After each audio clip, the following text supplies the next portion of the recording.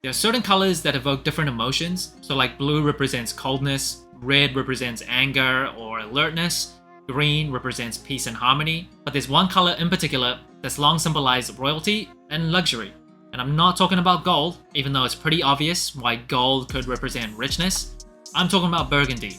For a long time, burgundy has symbolized social status, affluence, wealth, royalty, and in 2006, as part of Jordan Brand's lifestyle series that saw shoes such as the Jordan 4 Lightning, they made full use of the color burgundy and put it on my favorite Jordan Brand sneaker, Air Jordan 5 Burgundy.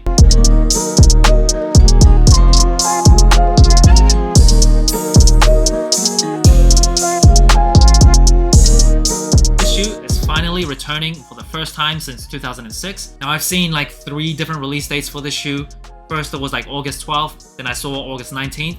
But officially, on Nike.com, it is August 29th, and it is dropping for $225, slightly more than like a normal Jordan 5 release. And even though I hate paying extra, this color is just too nice to pass up. Just look at it. Now judging from images, I believe there are some differences between the 2006 version of the shoe and this shoe.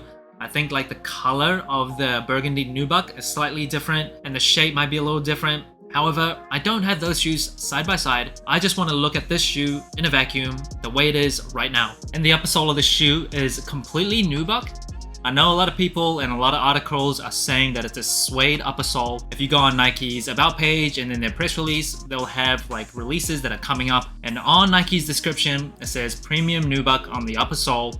So I'm gonna go with Nike, and the nubuck on this shoe is pretty nice. On some spots you can see like the grain of the leather come through, especially around the ankle collar area. It's a bit longer haired nubuck than like the Jordan 12 Arma Manea nubuck. That one you could really feel like the grain of the leather. However, it still feels pretty nice. It reminds me of the Jordan 5 UNC. So this pair, one of my favorite drops in 2023. And I believe that shoe, if I remember correctly, just like this burgundy shoe, I think that was $225, so slightly more expensive than like a normal pair of Jordan 5s. And I think they probably upped that price because they're using better materials. And like other Jordan 5s, it comes with a 3M tongue. And sometimes, I'll have more to say on size and comfort later, but sometimes this thick 3M material, it can be pretty stiff when you wear the shoe, as well as the sides on the ankle collar, so you see those big bubbles that come out. I wish they just go back to the original Jordan 5s without that big bubble and it's just flat around the ankle collar. But sometimes these two areas can be pretty stiff when you first wear a Jordan 5 out of the box. Now on the inside of the tongue, you see the stitched Air Jordan. On some other Jordan 5s, the Air Jordan is actually stitched upside down, and the origin of that is because in the early 80s, people were wearing their tongues like flipped out, so you could see the wording inside the tongue. So Jordan Brand, they wanted to anticipate people doing that, so they stitched it upside down, so when they flip it out, people could see it the right way up. So there you go. But for this shoe, it's the right way up stitched. I'm not really sure what rule they follow to decide what shoe to stitch it upside down.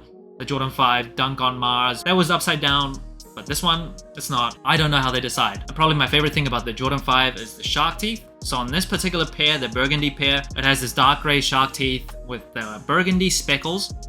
So the dark gray matches the laces as well as the inside of the ankle collar and the insole. And of course the Jordan 5, the first Jordan shoe to make use of that lace lock.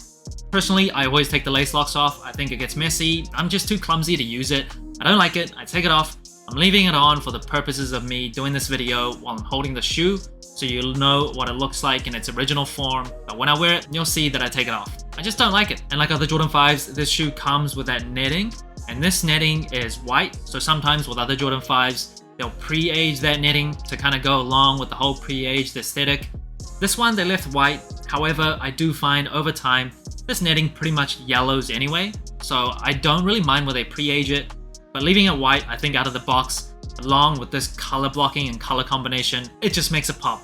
Love it. Now one real subtle thing that I love about this colorway is that stitching. They left it in this dark gray stitching.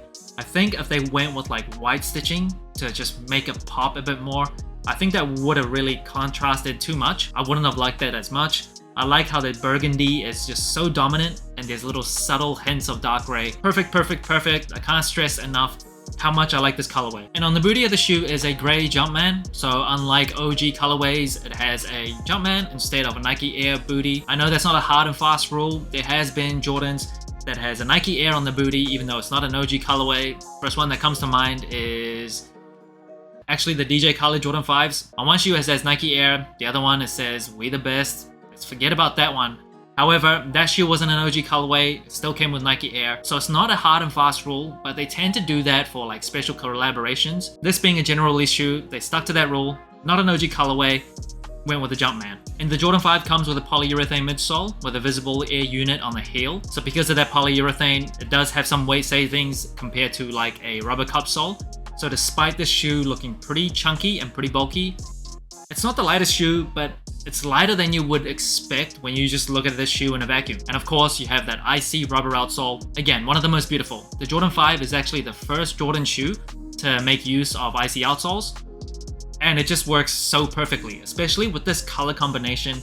I don't know what it is about it. I'm a sucker for IC outsoles, as well as gum bottoms, but this IC outsole on this color just makes this shoe so nice. I can't get enough of it. Now this shoe doesn't come with any extra laces, and me being such a big fan of this shoe, I don't think it needs extra laces. I would have appreciated an extra set because I'm paying $225 for this shoe, but the default laces in this form, it's perfect for me. I love it. I wouldn't change a thing. In this box of the shoe, they used an Air Jordan Flight Club box, and they used this for the Jordan 5 Craft that they released earlier. You see that burgundy Jumpman in the middle. And the Flight Club, if you didn't know, was essentially Jordan Brand's membership club back in the day. So you would get like an autographed photo from Michael Jordan, you would have like a physical membership card. I think that's a pretty cool idea. It only lasted a few years, I believe in the early 90s they scrapped it. And inside the box, paper with that speckled print, similar to what you see on the Shark tee. Now moving on to size and comfort, I'm a size 9.5 true to size. I do have wide feet. The Jordan 5, one of the best fitting Jordan shoes for my feet. I always just stay true to size for Jordan 5s, don't need to go up half a size, and regardless of whether or not you have wide feet, I still recommend just going true to size. The Jordan 5's one of the most comfortable Jordan shoes, at least from 1 to 14. It really is just so well padded inside, so comfortable, so soft. Like I mentioned before though, the tongue, because of that 3M material, as well as those bubbles on the ankle collar, it can be kinda stiff out of the box, but from experience, just break it in, just hang in there, be patient.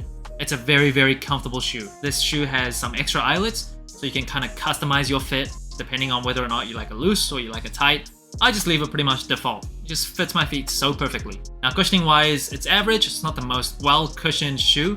However, a flatter shoe is better for my knees and back as long as it's not like super flat. But if you're going for a super well cushioned shoe, Jordan 5 is probably not the one for you. Honestly, despite this being such an old shoe, I'd probably rank it the most comfortable Jordan shoe from 1 to 14. Just above the 13s and 14s, I know those are very comfortable shoes, but for my feet specifically, I do have wide feet, and the silhouette, I think it lends itself pretty well to wide feet. It is perfect. I love it. If I had to compare like the size and fit of this shoe, maybe like the Jordan 3s, I think this is more comfortable, slightly more padding. I don't know, it's just one of a kind. It just stands on its own. Now that brings the total sole score to 16 out of 25, right around average out of all general releases. However, this is another one of those cases where the sole score doesn't really accurately represent my feelings towards the shoe. Now the sole score is based on 5 metrics in isolation without considering other metrics, and it also doesn't consider things like intangibles. So disclaimer, despite it being 16 out of 25, my love for this shoe, especially being a Jordan 5, my favorite Jordan brand shoe, it's much more than a 16. Colorway wise, if you couldn't tell, I love this colorway. There's something about this burgundy, it just raises and elevates this shoe. The A Ma Maniére collaborations I think are so successful, partly because they make great use of burgundy, and it gets away with charging a bit more than a general release shoe. I think in large part because of the color. There's something affluent and royal feeling about this colorway, along with the IC outsoles. 5 out of 5, perfect. In terms of materials, I think it's nice nubuck. I don't know if I would prefer like just leather on the upper sole. I think the nubuck on the A Ma Maniére 12s is slightly better. I feel like that was just like shorter grain nubuck. It's almost like tiptoeing between not being nubuck and just being straight leather. I know nubuck is just a form of leather, but you know what I mean. However, the materials on the shoe, still very nice. Comfort wise, like I alluded to earlier, the Jordan 5, the most comfortable shoe from Jordan 1 to 14 in my opinion.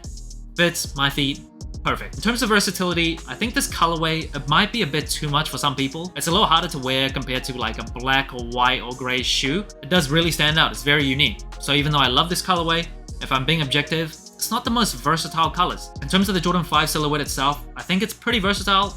Probably not as versatile as like the Jordan 1, 3, or 4.